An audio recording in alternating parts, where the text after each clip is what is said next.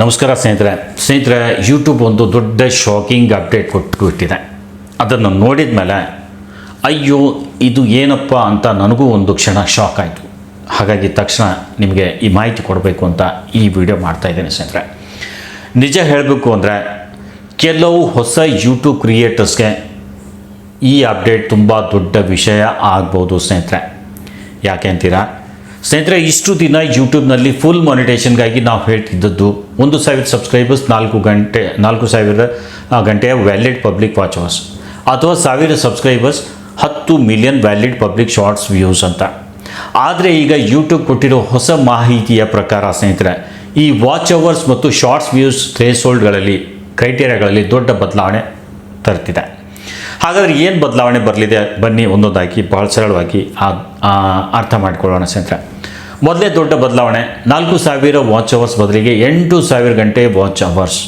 ಮೊದಲೇ ಮತ್ತು ಬಹಳ ಮುಖ್ಯವಾದ ಬದಲಾವಣೆ ಇದಾಗಿದೆ ಸ್ನೇಹಿತರೆ. 2027 ಫೆಬ್ರವರಿ 1ರಿಂದ ಹೊಸ ಕ್ರಿಯೇಟರ್ಸ್ಗೆ ಆ್ಯಡ್ಸ್ ಮತ್ತು ಯೂಟ್ಯೂಬ್ ಪ್ರೀಮಿಯಂ ರೆವೆನ್ಯೂ ಶೇರ್ ಪಡೆಯಲು ಇರುವ ಎಲಿಜಿಬಿಲಿಟಿ ಕ್ರೈಟೀರಿಯಾನ ಯೂಟ್ಯೂಬ್ ಹೆಚ್ಚಿಸ್ತಿದೆ. ಇಷ್ಟು ದಿನ ಏನಿತ್ತು ಅಂದರೆ ಸ್ನೇಹಿತರೆ, ಕಳೆದ 365 ದಿನಗಳಲ್ಲಿ 4,000 ವ್ಯಾಲಿಡ್ ಪಬ್ಲಿಕ್ ವಾಚ್ ಅವರ್ಸ್ ಅಗತ್ಯ ಇತ್ತು. ಆದರೆ ಹೊಸ ನಿಯಮ ಜಾರಿಗೆ ಬಂದ ಮೇಲೆ ಕಳೆದ 365 ದಿನಗಳಲ್ಲಿ 8,000 ಗಂಟೆ ವಾಚ್ ಅವರ್ಸ್ ಬೇಕಾಗುತ್ತೆ. ಅಂದರೆ ಸರಳವಾಗಿ ಹೇಳಬೇಕಂದ್ರೆ 4,000 ಗಂಟೆ ಬದಲು 8,000 ಗಂಟೆ ಬೇಕು ಸ್ನೇಹಿತರೆ. ಹೌದು ಸ್ನೇಹಿತರೆ, ನೇರವಾಗಿ 2 ಪಟ್ಟು ಆಗಿದೆ. ಹಾಗಾಗಿ ಈಗಿನಿಂದಲೇ ಯೂಟ್ಯೂಬ್ ಚಾನಲ್ ಶುರು ಮಾಡಿ ಮಾನಿಟೇಷನ್ ಗುರಿ ಇಟ್ಕೊಂಡಿರುವವರು ಈ ವಿಷಯವನ್ನು ಬಹಳ ಗಂಭೀರವಾಗಿ ತೆಗೆದುಕೊಳ್ಬೇಕು ಸ್ನೇಹಿತರೆ. ಮತ್ತೊಂದು ಮುಖ್ಯ ವಿಷಯ, ಈ 8,000 ಗಂಟೆಗಳು ಯಾವುದೇ ವಾಚ್ ಅವರ್ಸ್ ಅಷ್ಟೇ ಅಲ್ಲ ಸ್ನೇಹಿತರೆ, ಯೂಟ್ಯೂಬ್ ಮಾನ್ಯ ಮಾಡುವ ವ್ಯಾಲಿಡ್ ಪಬ್ಲಿಕ್ ವಾಚ್ ಅವರ್ಸ್ ಆಗಿರಬೇಕು ಮತ್ತು ಕಳೆದ 365 ದಿನಗಳ ಒಳಗತ್ತಾಗಿರಬೇಕು ಸ್ನೇಹಿತರೆ. ಎರಡನೇ ದೊಡ್ಡ ಬದಲಾವಣೆ ಏನಾಗಿದೆ ಅಂದರೆ, ಶಾರ್ಟ್ಸ್ ಕ್ರೈಟೀರಿಯಾಸ್ಗೂ ದೊಡ್ಡ ಬದಲಾವಣೆ ಯೂಟ್ಯೂಬ್ ತಂದಿದೆ. ನೀವು ಶಾರ್ಟ್ಸ್ ಮೂಲಕ ಮಾನಿಟೈಸೇಷನ್ ಪಡೆಯಲು ಪ್ರಯತ್ನಿಸ್ತಿದ್ರೆ ಇಲ್ಲಿಯೂ ದೊಡ್ಡ ಬದಲಾವಣೆ ಇದೆ ಸ್ನೇಹಿತರೆ. ಇಷ್ಟು ದಿನ ಶಾರ್ಟ್ಸ್ ಮೂಲಕ ಫುಲ್ ಮಾನಿಟೈಸೇಷನ್ ಎಲಿಜಿಬಿಲಿಟಿಗಾಗಿ ಕಳೆದ 90 ದಿನಗಳಲ್ಲಿ 10 ಮಿಲಿಯನ್ ಶಾರ್ಟ್ಸ್ ವ್ಯೂಸ್ ಬೇಕಾಗಿತ್ತು. ಆದರೆ ಹೊಸ ನಿಯಮ ಪ್ರಕಾರ 10 ಮಿಲಿಯನ್ ಬದಲಿಗೆ 20 ಮಿಲಿಯನ್ ಶಾರ್ಟ್ಸ್ ವ್ಯೂಸ್ ಬೇಕು. ಅಂದರೆ 10 ಮಿಲಿಯನ್ ವ್ಯೂಸ್ ಬದಲು ಈಗ 20 ಮಿಲಿಯನ್ ವ್ಯೂಸ್ ಬೇಕು.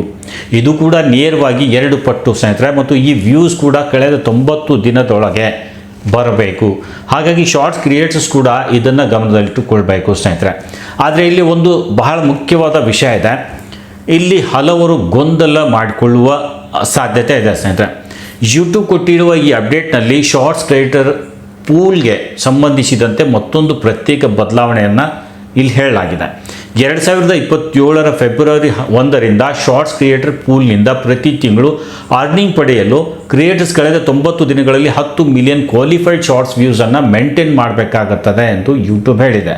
ಅಂದರೆ 20 ಮಿಲಿಯನ್ ಶಾರ್ಟ್ಸ್ ವ್ಯೂಸ್ ಅನ್ನೋದು ಹೊಸ ಕ್ರಿಯೇಟರ್ಸ್ಗೆ ಆ್ಯಡ್ಸ್ ಮತ್ತು ಪ್ರೀಮಿಯಂ ರೆವೆನ್ಯೂ ಶೇರ್ ಎಲಿಜಿಬಿಲಿಟಿಗೆ ಸಂಬಂಧಿಸಿದ ಥ್ರೇಶೋಲ್ಡ್ ಆಗಿದೆ, ಕ್ರೈಟೀರಿಯಾ ಆಗಿದೆ.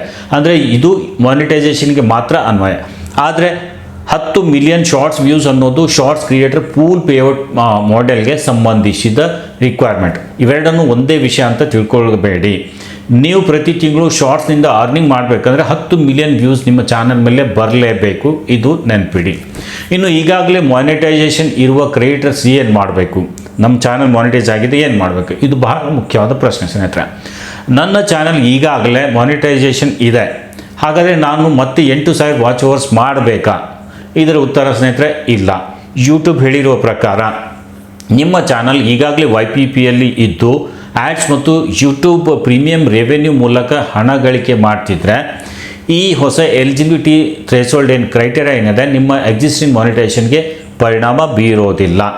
ಅಂದರೆ ನಿಮ್ಮ ಚಾನಲ್ ಈಗಾಗಲೇ ಮಾನಿಟೈಸ್ ಆಗಿದ್ದರೆ ಮತ್ತೆ 8,000 ವಾಚ್ ಅವರ್ಸ್ ಪೂರೈಸಬೇಕು ಅಥವಾ ಮತ್ತೆ 20 ಮಿಲಿಯನ್ ಶಾರ್ಟ್ಸ್ ವ್ಯೂಸ್ ತರಬೇಕು ಅಂತಲ್ಲ ಸ್ನೇಹಿತರೆ. ನಿಮ್ಮ ಎಕ್ಸಿಸ್ಟಿಂಗ್ ಮಾನಿಟೈಸೇಷನ್ ಮುಂದುವರಿಯುತ್ತೆ. ಇದು ನೆನಪಿಡಿ. ಇನ್ನು ಹೊಸ ಕ್ರಿಯೇಟರ್ಸ್ ಏನು ಮಾಡಬೇಕು? ಜನವರಿ 31, 2027 ನೀವು ಈ ಹೊಸ ಥ್ರೇಶೋಲ್ಡ್ ಜಾರಿಗೆ ಬರುವ ಮೊದಲು, ಅಂದರೆ ಜನವರಿ 31, 2027 ನಿಮ್ಮ ಈಗಿನ ಎಲಿಜಿಬಿಲಿಟಿ ಕ್ರೈಟೀರಿಯಾ ಪೂರೈಸಿ YPPಗೆ ಅರ್ಹರಾಗಿದ್ದರೆ ಈ ಪ್ರಕ್ರಿಯೆಯನ್ನು ಮುಂದುವರಿಸುವ ಅವಕಾಶ ನಿಮಗಿರುತ್ತೆ. ಆದರೆ 2027 ಫೆಬ್ರವರಿ 1ರಿಂದ ಹೊಸ ಥ್ರೇಶೋಲ್ಡ್ಗಳು ಅನ್ವಯವಾಗುತ್ತವೆ ಎಂದು ಯೂಟ್ಯೂಬ್ ಹೇಳಿದೆ ಸ್ನೇಹಿತರೆ. ಅಂದರೆ ಹೊಸ ಕ್ರಿಯೇಟರ್ಸ್ಗೆ ಮುಂದೆ ಮಾನಿಟೈಸೇಷನ್ ಪಡೆಯುವ ಗುರಿ ಇನ್ನಷ್ಟು ಕಷ್ಟ ಆಗ್ಬೋದು. ಈಗಾಗಲೇ 4,000 ಗಂಟೆ ಪೂರೈಸೋಕೆ ಕಷ್ಟಪಡ್ತಿರುವವರಿಗೆ 8,000 ಗಂಟೆ ಅಂದರೆ ಇನ್ನೂ ದೊಡ್ಡ ಗುರಿ ಆಗುತ್ತೆ. ಹಾಗೆ 10 ಮಿಲಿಯನ್ ಶಾರ್ಟ್ಸ್ ವ್ಯೂಸ್ ತರೋಕ್ಕೆ ಕಷ್ಟಪಡುತ್ತಿರುವವರಿಗೆ 20 ಮಿಲಿಯನ್ ವ್ಯೂಸ್ ಅಂದರೆ ಇನ್ನಷ್ಟು ದೊಡ್ಡ ಸವಾಲಾಗಲಿದೆ. ಸೊ ಇದು ಯೂಟ್ಯೂಬ್ ಮಾಡಿದ ದೊಡ್ಡ ಬದಲಾವಣೆ ಆಗಿದೆ ಸ್ನೇಹಿತರೆ. ಇದ್ರ ಜೊತೆಗೆ ಯೂಟ್ಯೂಬ್ ಪಾರ್ಟ್ನರ್ ಪ್ರೋಗ್ರಾಮ್ನ ಟರ್ಮ್ಸ್ನಲ್ಲೂ ಕೆಲವು ಬದಲಾವಣೆಗಳನ್ನು ಯೂಟ್ಯೂಬ್ ಮಾಡ್ತಿದೆ. ನೀವು IPPನಲ್ಲಿ ಇದ್ದರೆ ಅಥವಾ ಈ ಮಾನಿಟೈಸೇಷನ್ ಫ್ಯೂಚರ್ಗಳಿಂದ ಮುಂದುವರಿದು ಅರ್ನಿಂಗ್ ಮಾಡಲು ಬಯಸ್ತಿದ್ರೆ ಜನವರಿ 31, 2027 ಯೂಟ್ಯೂಬ್ ಸ್ಟುಡಿಯೋಗೆ ಹೋಗಿ ಅಪ್ಡೇಟೆಡ್ ಟರ್ಮ್ಸನ್ನು ರಿವ್ಯೂ ಮಾಡಿ ಅಕ್ಸೆಪ್ಟ್ ಮಾಡಬೇಕು. ಹಾಗಾಗಿ ಈ ದಿನಾಂಕವನ್ನು ತಪ್ಪದೇ ನೆನಪಿಟ್ಕೊಳ್ಳಿ. ಜನವರಿ 31, 2027 ಅಪ್ಡೇಟೆಡ್ YPP ಟರ್ಮ್ಸ್ ಅಕ್ಸೆಪ್ಟ್ ಮಾಡುವ ಕೊನೆಯ ದಿನಾಂಕ ಆಗಿದೆ ಸ್ನೇಹಿತರೆ. ಇನ್ನು ಪ್ರೀಮಿಯಂ ಲೈಟ್ ಬಗ್ಗೆ ಕೂಡ ಯೂಟ್ಯೂಬ್ ಅಪ್ಡೇಟ್ ಕೊಟ್ಟಿದೆ. ಯೂಟ್ಯೂಬ್ ತನ್ನ ಪ್ರೀಮಿಯಂ ಲೈಟ್ ಮೆಂಬರ್ಶಿಪ್ಪನ್ನು ಪ್ರೀಮಿಯಂ ಲಭ್ಯವಿರುವ ಎಲ್ಲ ದೇಶಗಳಿಗೆ ವಿಸ್ತರಿಸುವುದಾಗಿ ಹೇಳಿದೆ. ಇದು ಕಡಿಮೆ ಬೆಲೆಯ ಪ್ರೀಮಿಯಂ ಮೆಂಬರ್ಶಿಪ್ ಆಗಿದ್ದು ವ್ಯೂವರ್ಸ್ಗೆ ಹೆಚ್ಚಿನ ಯೂಟ್ಯೂಬ್ ಮತ್ತು ಯೂಟ್ಯೂಬ್ ಕಿಡ್ಸ್ ವಿಡಿಯೋಸನ್ನು ಕಡಿಮೆ ಇಂಟರ್ಪ್ರಿಟೇಷನ್ಸ್ ಜೊತೆಗೆ ವೀಕ್ಷಿಸಲು ಅವಕಾಶ ನೀಡುತ್ತೆ. ಸೊ ಕ್ರಿಯೇಟರ್ಸ್ಗೆ ಇದರಿಂದ ಏನು ಪ್ರಯೋಜನ ಅಂದರೆ, ಹೆಚ್ಚು ಪ್ರೀಮಿಯಂ ಲೈಟ್ ಮೆಂಬರ್ಸ್ ನಿಮ್ಮ ವಿಡಿಯೋಸ್ ನೋಡಿದರೆ ಅವರು ಯೂಟ್ಯೂಬ್ ಪ್ರೀಮಿಯಂ ರಿಲೇಟೆಡ್ ಸಬ್ಸ್ಕ್ರಿಪ್ಷನ್ ಅರ್ನಿಂಗ್ಸ್ನಲ್ಲಿ ಕ್ರಿಯೇಟರ್ಸ್ಗೆ ಕೊಡುಗೆ ನೀಡುವ ಅವಕಾಶ ಹೆಚ್ಚಾಗ್ಬೋದು ಸ್ನೇಹಿತರೆ. ಇನ್ನೊಂದು ಆಸಕ್ತಿದಾಯಕ ವಿಷಯ ಏನಂದರೆ ಸ್ನೇಹಿತರೆ, ಯೂಟ್ಯೂಬ್ ಹೇಳಿರುವ ಪ್ರಕಾರ 2027 ಕ್ರಿಯೇಟರ್ಸ್ಗೆ 2026ಕ್ಕಿಂತಲೂ ಹೆಚ್ಚಿನ ಹಣ ಪಾವತಿಸುವ ನಿರೀಕ್ಷೆ ಇದೆ ಅಂತ ಹೇಳ್ತಾರೆ. ಅಂದರೆ ಒಂದು ಕಡೆ ಮಾನಿಟೈಸೇಷನ್ ಎಲಿಜಿಬಿಲಿಟಿ ಕ್ರೈಟೀರಿಯಾ ಹೆಚ್ಚಾಗ್ತಿದೆ, ಮತ್ತೊಂದು ಕಡೆ ಕ್ರಿಯೇಟರ್ಸ್ಗೆ ಅರ್ನಿಂಗ್ ಅಪರ್ಚುನಿಟೀಸ್ ಹೆಚ್ಚಿಸುವ ಹೊಸ ಪ್ರೋಗ್ರಾಮ್ಸ್ ಕೂಡ ಯೂಟ್ಯೂಬ್ ತರ್ತಿದೆ. ಬಟ್ ಹೊಸ ಕ್ರಿಯೇಟರ್ಸ್ಗೆ ಇದು ದೊಡ್ಡ ಶಾಕ್ ಆಗಿದೆ. ಉದಾಹರಣೆಗೆ ಸ್ನೇಹಿತರೆ, YouTube shopping bonuses, brand deals, incentives ಮತ್ತು ಕಲ್ಚರಲ್ ಟ್ರೆಂಡ್ ಆ್ಯಕ್ಟಿವಿಟೀಸ್ಗೆ ಅರ್ನಿಂಗ್ ಬೂಸ್ಟ್ ಆಗುತ್ತೆ. ಅಂಥ ಹೊಸ ಅವಕಾಶಗಳನ್ನು ಈಗ ಯೂಟ್ಯೂಬ್ ತರ್ತಿದೆ ಅಂತ ಹೇಳಿದೆ. ಇವುಗಳ ಸಂಪೂರ್ಣ ಎಲಿಜಿಬಿಲಿಟಿ ಮತ್ತು ಆಪ್ಟಿನ್ ಡೀಟೇಲ್ಸನ್ನು ಯೂಟ್ಯೂಬ್ ಮುಂದಿನ ದಿನಗಳಲ್ಲಿ ತಿಳಿಸಲಿದೆ ಸ್ನೇಹಿತರೆ. ಒಟ್ಟಾರೆಯಾಗಿ ಏನು ಬದಲಾವಣೆ ಅಂದರೆ ಸ್ನೇಹಿತರೆ, ಈಗಿನ ಕ್ರೈಟೀರಿಯಾ 4,000 ವಾಚ್ ಅವರ್ಸ್ 365 ದಿನದೊಳಗೆ ಇದೆ.